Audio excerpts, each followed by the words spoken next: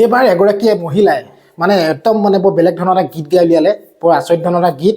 হিমু মামাক লৈ মেলি মানে হিমন্ত বিশ্ব শৰ্মা ডাঙৰীয়াৰ ওপৰত এই গীতটো তেওঁ ৰচিছে, এই মহিলাগৰাকীয়ে। গতিকে মহিলাগৰাকী এই গীতটো শুনি নিশ্চয় আপোনালোকে ভাল পাব, কাৰণ এই চৰকাৰখনৰ বিজেপি চৰকাৰখনৰ আচলতে বহুতখিনি কথাই এই গীতটোৰ যোগেদি তেওঁ গাই পেলালে।